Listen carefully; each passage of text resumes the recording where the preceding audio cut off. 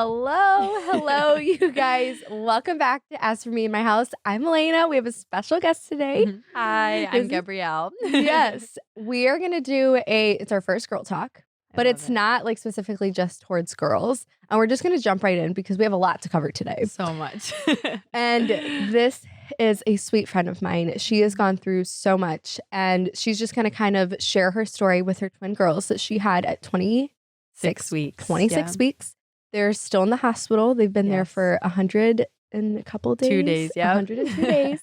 And she's just going to share her story of how the Lord has showed up every single time and all the healing that's taken place, all the miracles that's happened. It's just astonishing. And so, yeah, let's just get right into it. Let's do it. So you were at a girls' retreat. Yeah. Yes. So back in May, actually, we had found out that we were expecting, and that in and of itself was like so shocking. We were super surprised. And then beginning of June, we found out we were expecting twins. The biggest dream come true. Yeah, it was like a dream that she wanted to have twins, which I think is so funny. It is so wild. I know I would walk around as a little girl talking about how badly I wanted twins. It was such a huge desire, and it was super exciting. So we fast forward. We are just so excited. We're having a season of just such excitement, telling our friends, telling our family. And in October, we went on a girls' retreat with like our church. So I had hosted a retreat out in New Buffalo, Michigan, which was about 3 hours away from where I live in Adrian. And it was just basically a night that seemed really normal, really casual. And I had just had some cramping. And basically everybody there was just like, it's Braxton Hicks. It's no big deal. And sure enough, I was in labor. That's what happens when you're on the trip with like all the pregnant women are like 25 and below. So everyone doesn't really know everybody's been pregnant for the first time themselves. But so that following day, that was on Friday. I think that Saturday morning, I had gone into labor, not really understanding that I was in labor. The contractions were fairly mild, and I didn't know they were contractions. You just thought they were Braxton Hicks. Exactly. So then I had basically just had a really big scare at the retreat when girls were like, you have to go to the hospital. Like we think you are in labor. And this whole time, like, I'm thinking there's just no way. Like, I honestly thought everyone was because you're 26 weeks. Yeah, I'm 26 You're like a little more than halfway. You're like not. Yeah.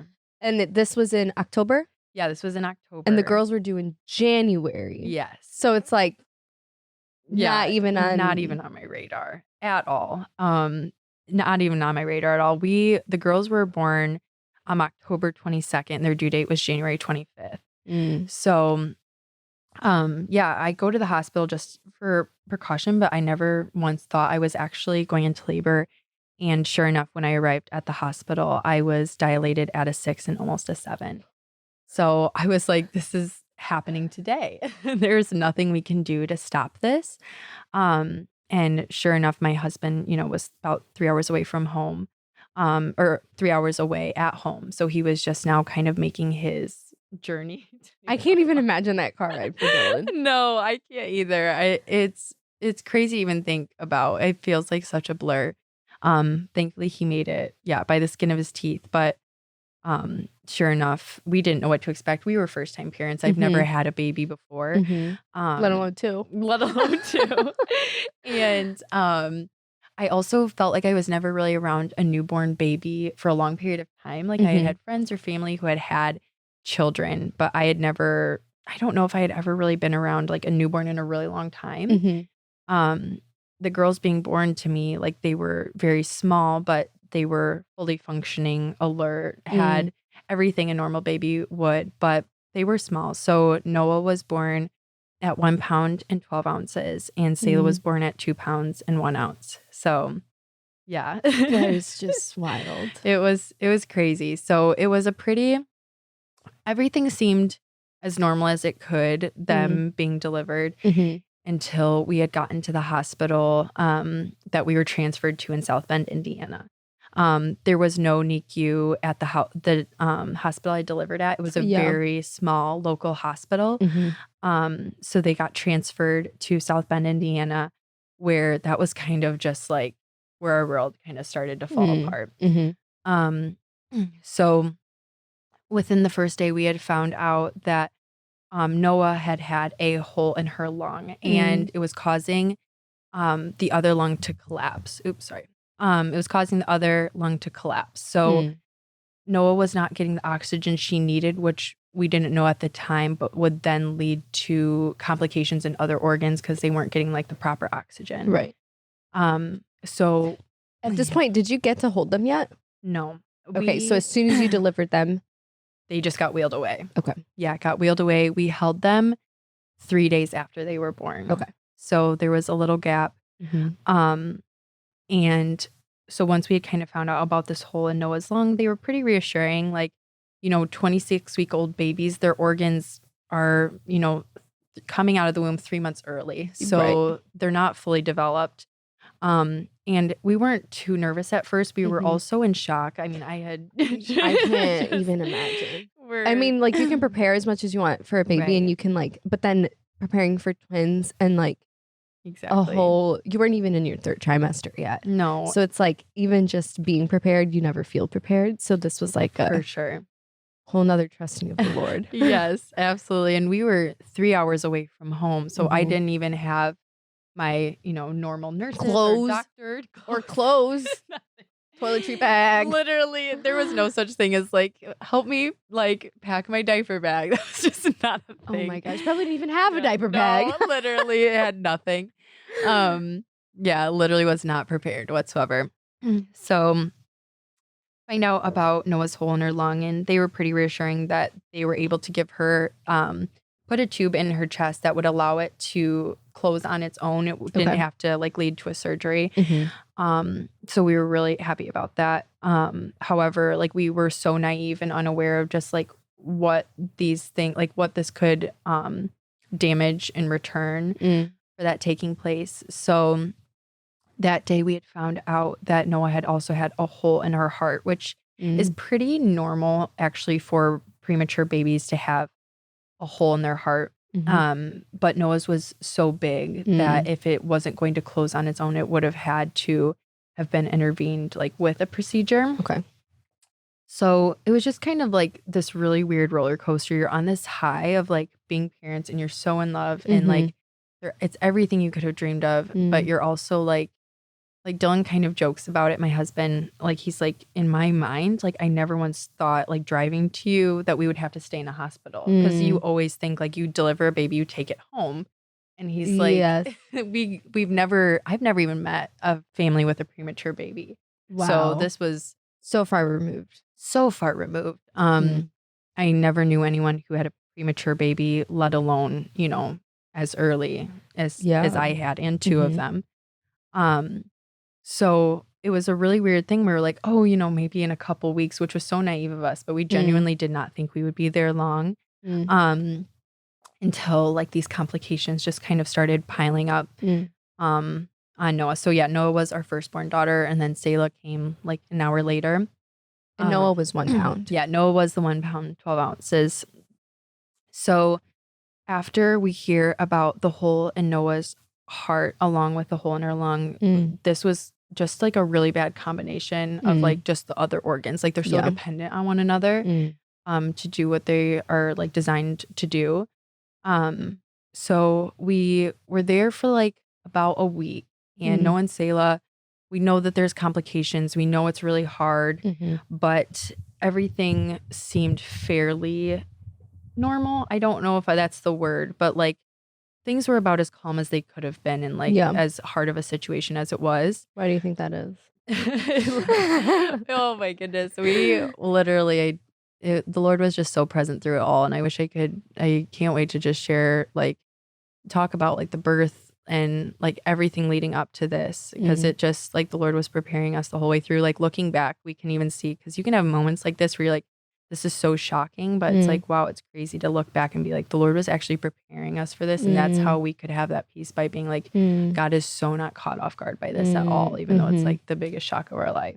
Right. Like he knew Yeah. exactly what was going to happen. He knows how long Yeah. they'll be there. He knows what Mhm. they're going to have to go through. Exactly. That's crazy. It is so wild. So we had this week at the hospital. The girls are doing fine. After about a week, we heard that the girls had to get a brain scan done. Mm. And this is very typical. This is just for the doctors to get an understanding of how far the development of the brain is. Mhm. But what they're specifically looking for is if there's any bleeding in the brain. Just the birth of a baby that is premature is so stressful and traumatic. Honestly, like that's their sensory is so underdeveloped that like Okay. they were not ever meant to be born that early. Mm. So it can cause a lot of stress, and also Noah having had Like not holes getting and stuff. Yeah, exactly. Her not having gotten the proper oxygen, we knew there was a risk for a brain bleed. Okay. So we're kind of just like living as normal of a life as we could have during that time when we were when the doctors kind of sat Dell and I down and wanted to go over Noah's brain scan with us. And there are 4 different grades of a brain bleed in preemies. I think it's called an interventricular hemorrhage. I can't remember the exact terminology for it, but a grade 1 or 2 being like pretty typical. Almost all preemie babies have them. They don't ever really have any kind of long-term repercussions. And a grade 3 or 4 being like really serious. A grade 4 being something that can cause like most likely like a grade 4 would cause anything from like cerebral palsy, deafness, like blindness. Okay. All those things. Yeah, some pretty big effects. Exactly. So they sit us down and they tell us that Noah has a grade 3 brain bleed on the left side of her brain and a grade 3 to possibly a grade 4 on the right side. And they weren't able to determine which one it was. So Jill and I are, we're new parents. We're away and we're hearing like our daughter could possibly be blind, deaf, or have cerebral palsy, or like a mixture of everything. Oof. It's so wild. It's so wild. It was just like, it feels surreal like looking back on it now, because it feels like you'd almost like in the moment you don't even think it's real life. You're like, there's no way this is happening.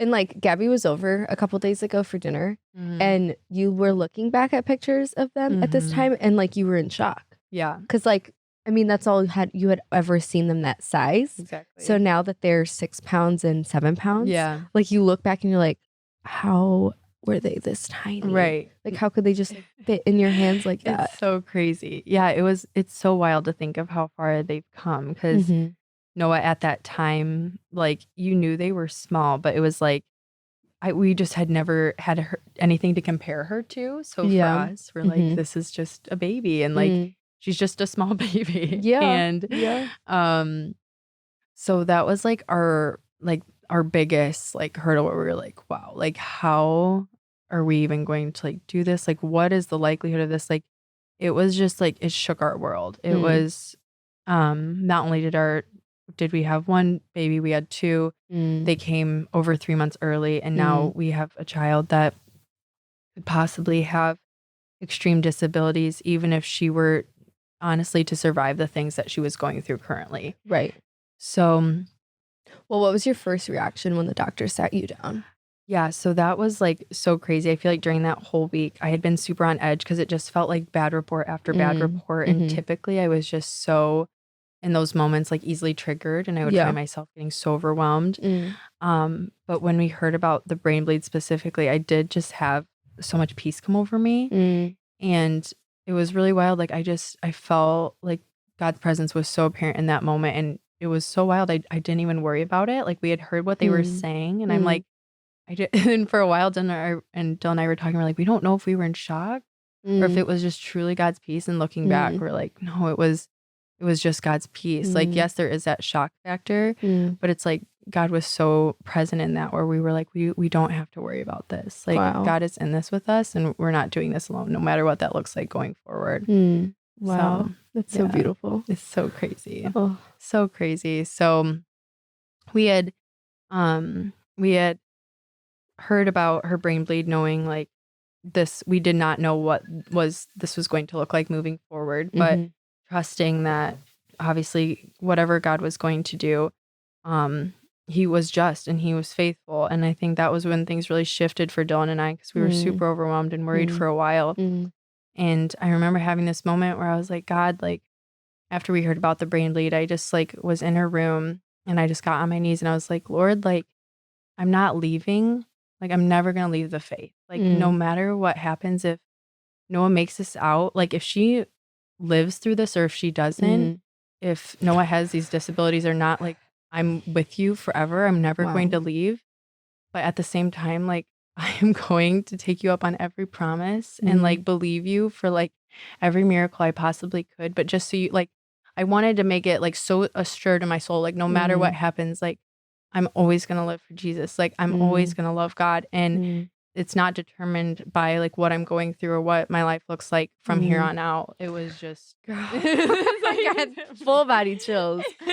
That's crazy, because I think a lot of people would have the opposite reaction of like, Lord, you've left me. Why are you allowing this to happen? Like, take me out of this. Like, why does this have to happen? You know, like there's two different reactions that people have. Right. Yeah.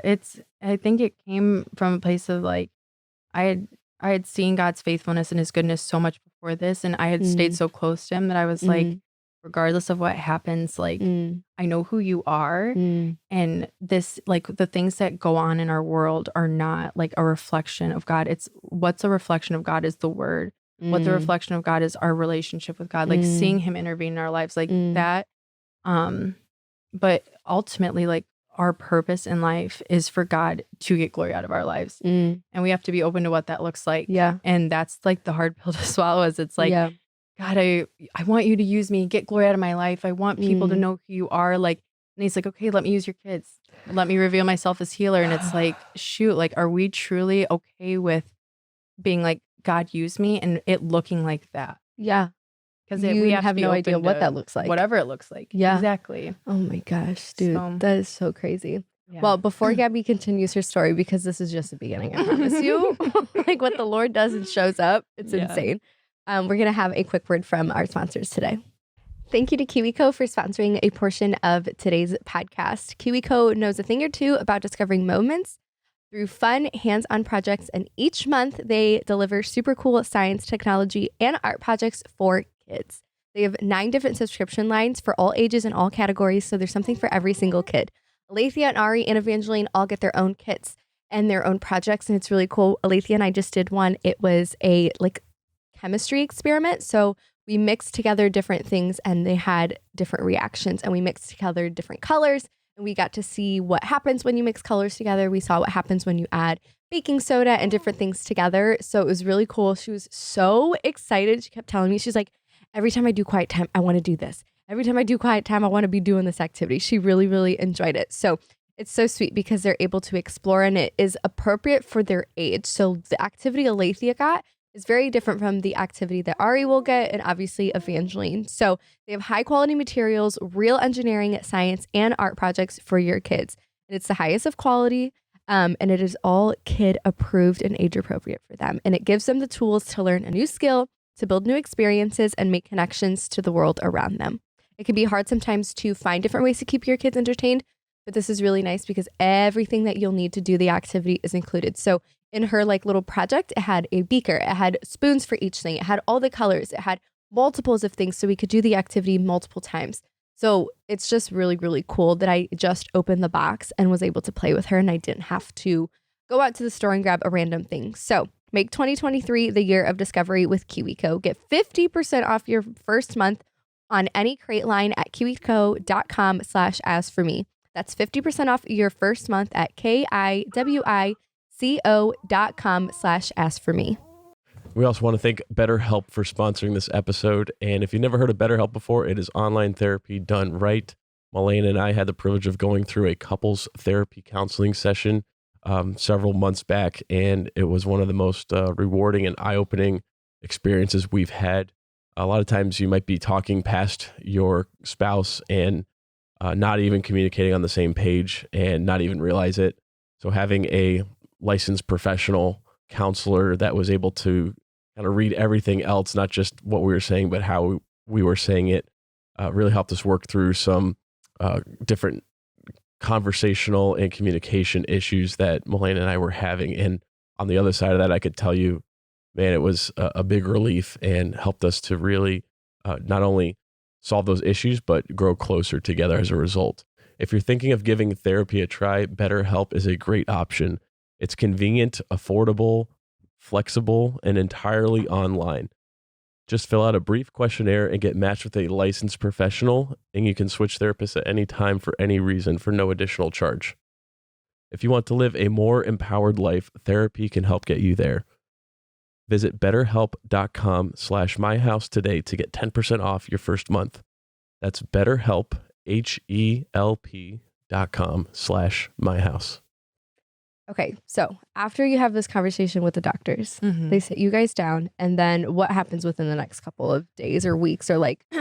It's pretty the next like big thing was then the following day after that we found out Noah had a hole in her intestine. She was life flighted to U of M. Okay. So that almost followed. That was the next day. Oh, wow. Okay. So after that, that's once she gets to U of M for the hole in her intestine, Mm-hmm. we then find out the following week she has a hole in her bladder. So at this So it's just point, like thing after Yeah. thing after thing. after the hole in the bladder, that's Oh, where wait, we're sorry. like, You got to be by the mic. oh, I'm so sorry. I didn't know we were. Oh my gosh, that is so funny. Wait, did you forget we were I recording? thought- I thought we were taking a break. I thought you were just like trying to get a timeline. Oh, you're so cute.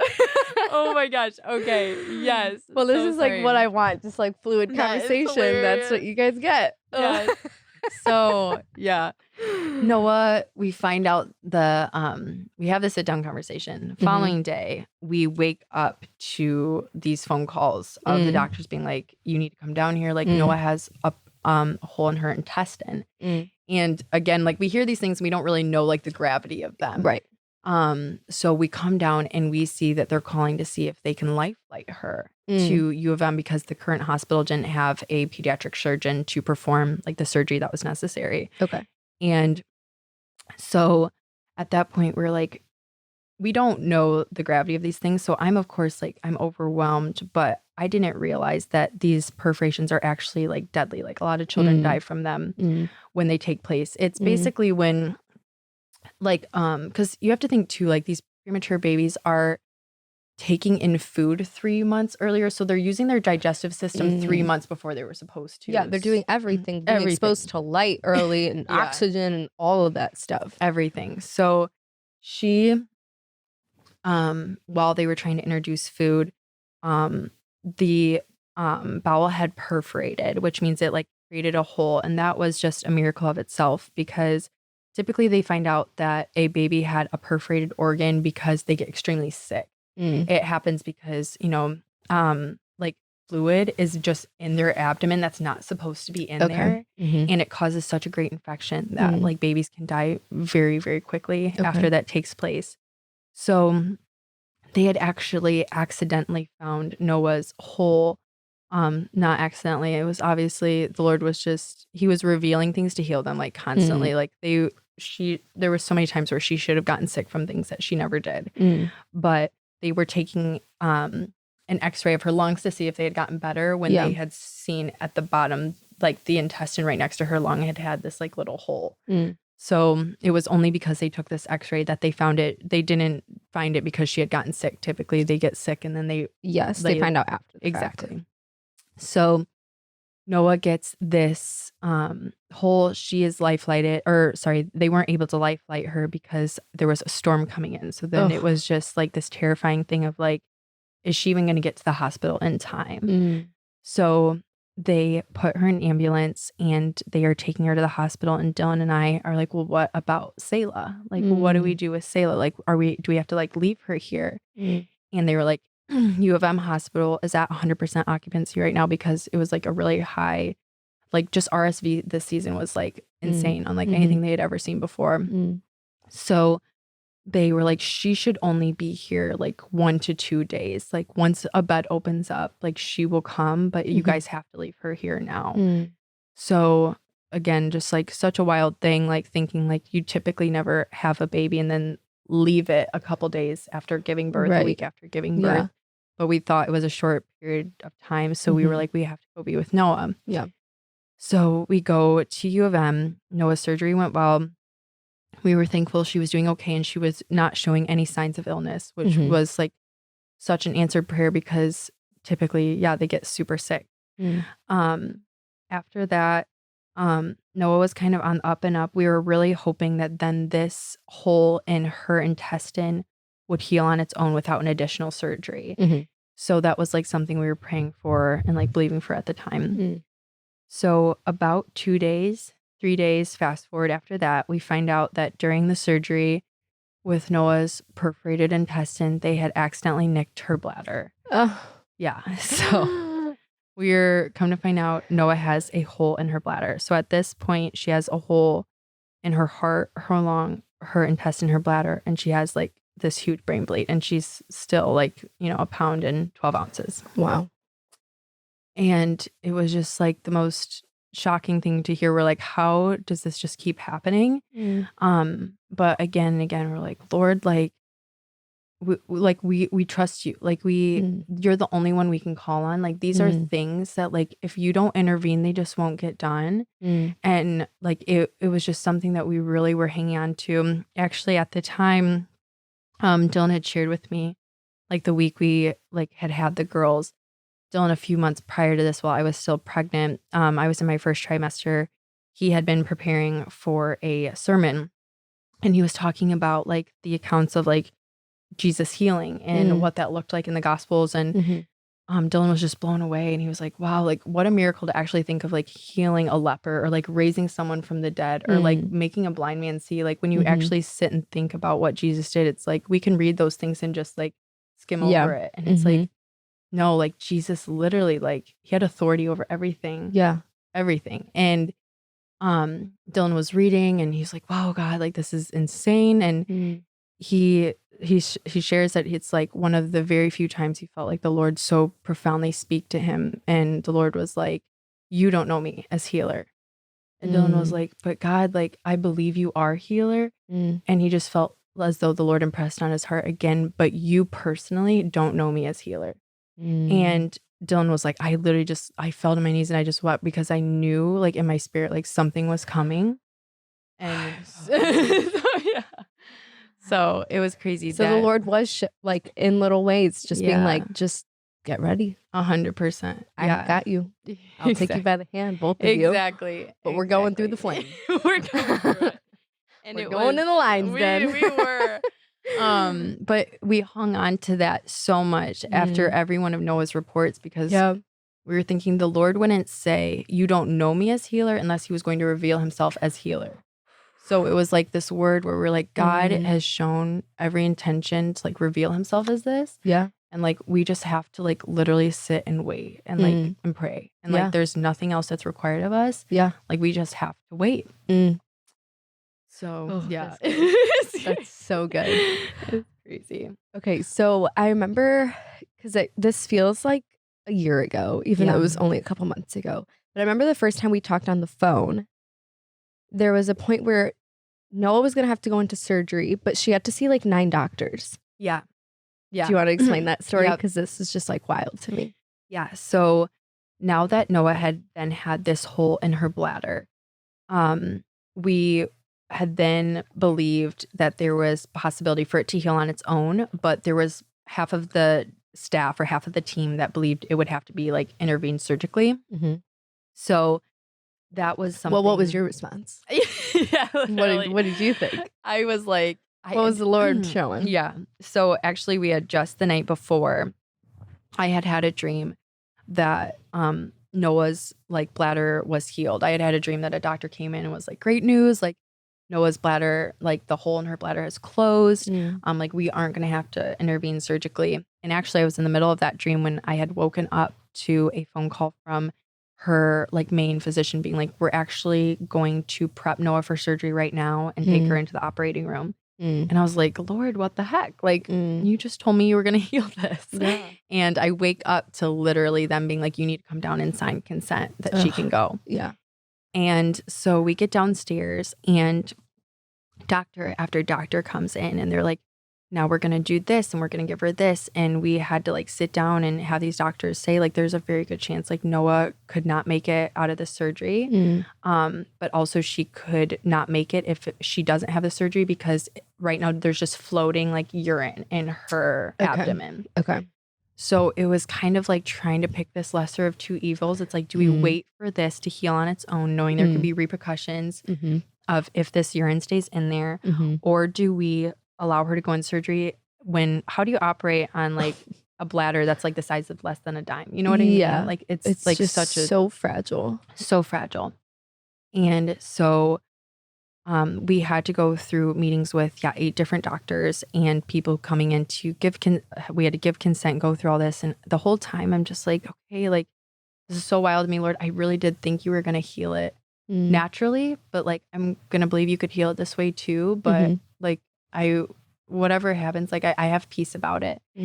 And at the time before Noah had gotten this report, she was having about 90% of her urine coming out of the drain they had input. So that was showing like the hole was possibly even getting bigger because so much was coming out. 90% was coming out? Yeah. Okay. And only 10% was like she was able to like pee on her own. Okay.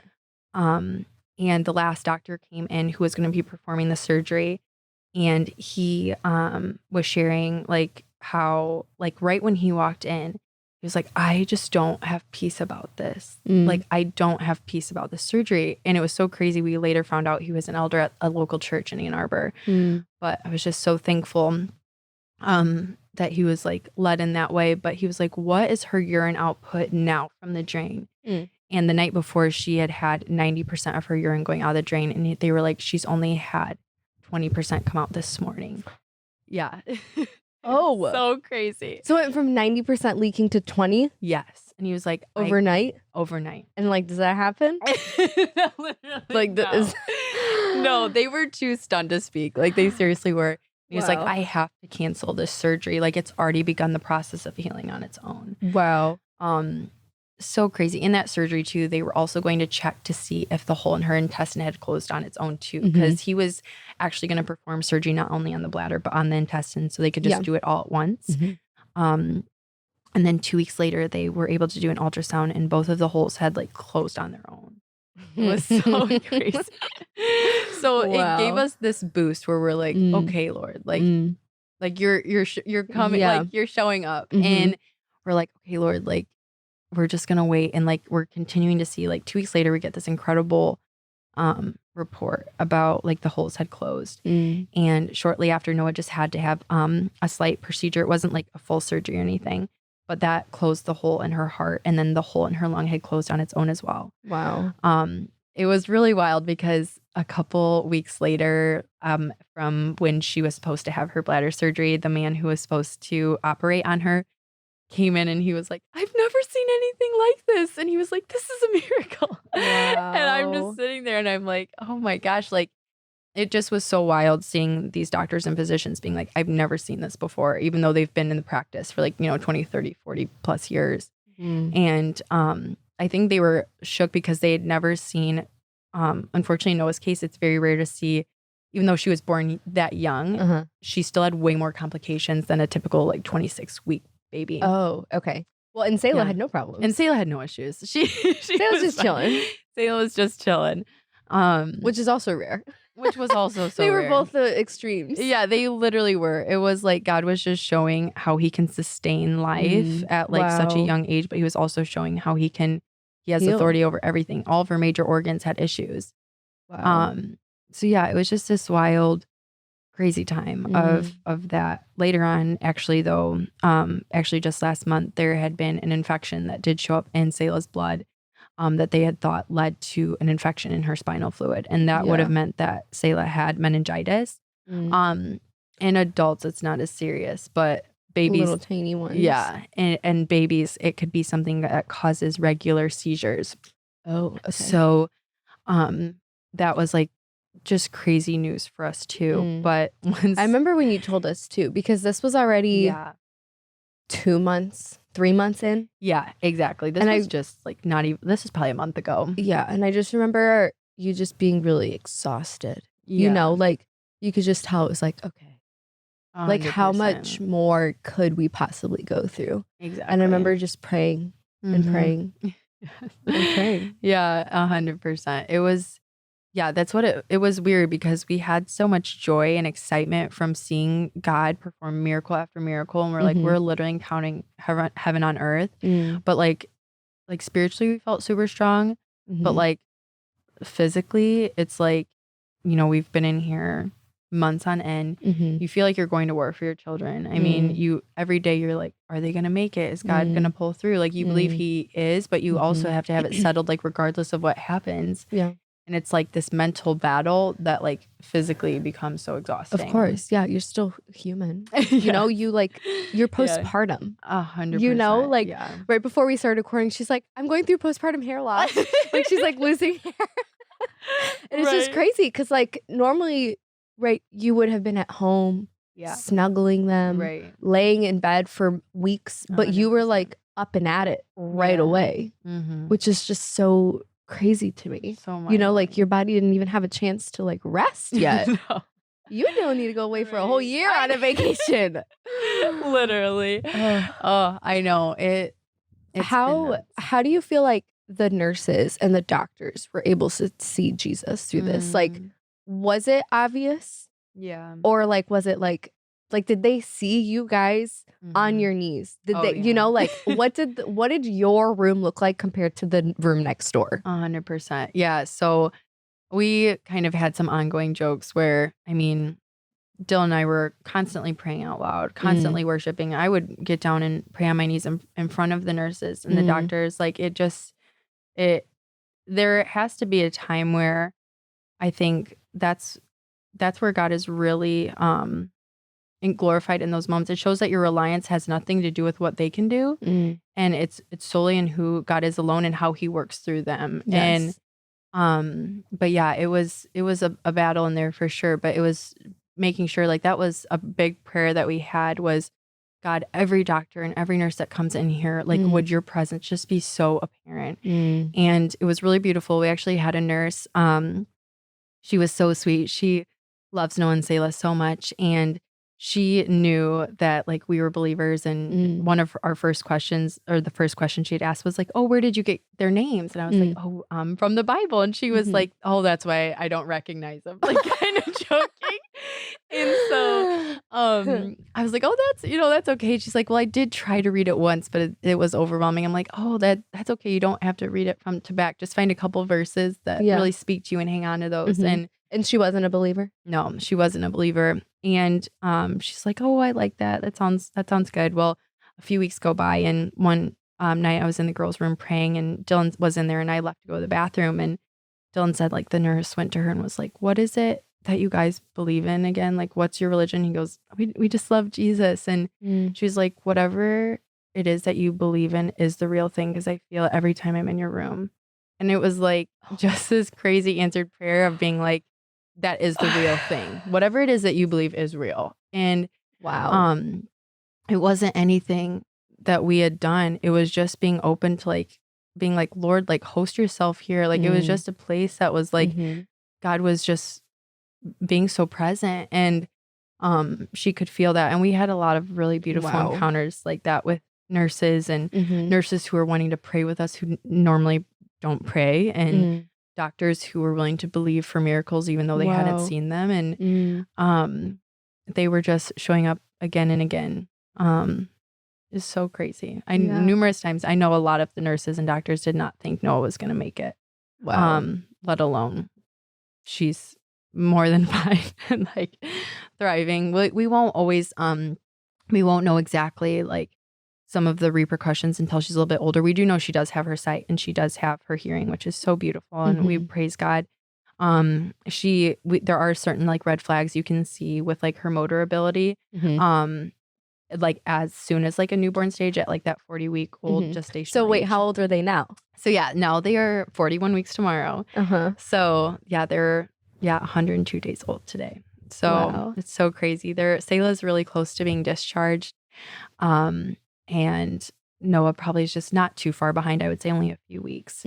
But the really cool thing is we've had so many like physical therapists and occupational therapists who have worked with Noah and have said like she's hit every mark on our assessments. And we know that these next couple years we're going to have to like still wait and in faith and pray. But we do know now is like she has given no indication as of right now that like cerebral palsy is like a part of her future. And regardless of what that looks like our souls are settled, like our daughter's alive, she's healthy. But I'm like, wow, like that was just like my like really big prayer at the beginning of all this. So I was like, Lord, I just pray God that the girls would be like Shadrach, Meshach, and Abednego, that they would like not even smell like the fire that they just came out of. Like they wouldn't even smell like smoke. And I feel like that just has to be like even a prayer we pray for ourselves spiritually. Like when we go through like a thing, like a spiritual battle, that like I was thinking of it in like a physical way. Like I pray they wouldn't have any physical repercussions of what they had been through. But like spiritually, we have to pray that for ourselves. Like when we're getting out of a storm or out of a battle, like, Lord, I don't want to smell like bitterness. I don't want to smell like resentment. I don't want to smell like anger. Like I want to look like people would never even knew I just came out of that. Wow. Yeah. Girl. I'm so glad we've had you guys throughout this season. It's been so fun. Like all of our Monday night dinners. And well, okay, funny thing. I have followed Gabby on Instagram for like 2 or 3 years. So crazy. And like I knew she lived in Michigan and I always like wanted to reach out, but every time I was going to, I was like met with resistance. Yeah. And the Lord was like, not yet. And I was like, weird. Like why? That's so weird. Like why would you not want me? Okay, whatever. Bitter. And then not really, but then I was like, okay, interesting. And then when they came to the U of M hospital and this was like unfolding and Aaliyah was there that weekend when she went to labor. Aaliyah saw me laboring for well, Aaliyah and I had a Monday meeting. She had just come back from that weekend and I was like, how was it? She goes, well, Gabby had her babies. And I was like, wait, what? What do you mean she had her babies? Like, I was like, isn't she like 20 some weeks? Like my mind was blown.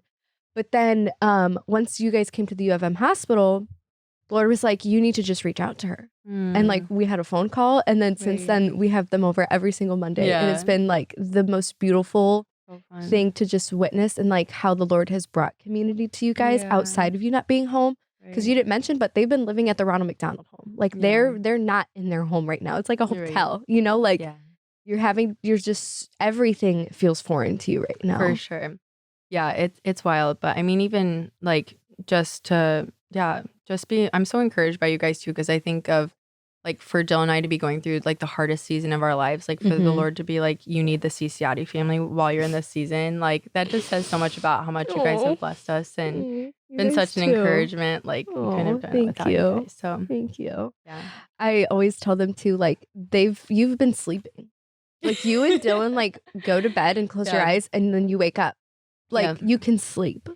Yeah, it is wild because I think before this, like when people, it can, there's some like Christian lingo that sometimes can just get so rolled off your back sometimes because you just hear it over and over again, like you can have peace in the storm or you can have joy in these things. And like you say them over again and you're like, yeah, it's true. But then like when you really go through it, like I love being able to say like, no, you genuinely can have peace. Like even when everything around you is like falling, it doesn't mean you won't have a hard day. Right. It doesn't mean you won't be like grieved. Like even in this, like while we've had peace, like it's still the greatest sorrow I've ever experienced. It's still been the darkest days of my life that I've ever had. And like there were days where I'm just like, wow, like I can't even believe like just the darkness that it feels like is just hovering over us constantly. But Dylan and I were able to like go out to eat and like laugh. And we were able to like, end our day and go to sleep. And, like if you and Dylan were in a room and I had to pick out like a couple who had babies in the NICU, they would be the last couple I would pick. Like you just can't tell. Right. Like God's peace is so evident in your life. But okay, last question. Yeah. If you could use one word to describe this season, what would that word be? It would be miraculous, like 1000%. Like from the very beginning, like it's just, we've seen heaven on earth in a way that's like just so apparent and obvious, even to people who aren't believers. They're like, this is insane. And we're seeing like miraculous peace. We're seeing miraculous joy. We're seeing healings that aren't having to take place with anybody's intervention. We're seeing miraculous sustainability for babies that are a pound.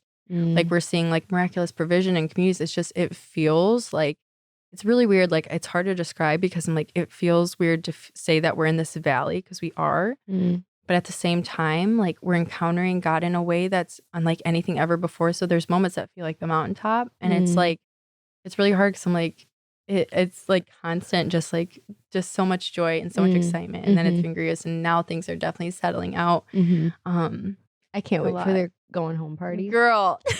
We have a 24-hour dinner. Oh my goodness. I can't wait. It's going to be amazing. Yeah, it's just the beginning.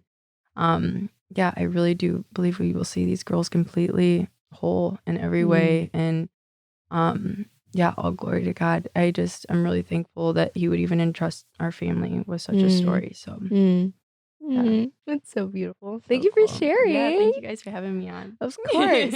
I will link Gabby's Instagram down below because I feel like you do a pretty good job of like keeping updates and Sure, stuff. So if yeah. you like want to see the girls going home and like what that all looks like, I will link it down below. But thank you so much. Yeah, thanks so much for having me. What a story. If you guys are encouraged by this, if you have a story that's similar, leave a comment down below and let us know. We'll be praying for you guys. Thank you for tuning in and we'll see you next week. Bye.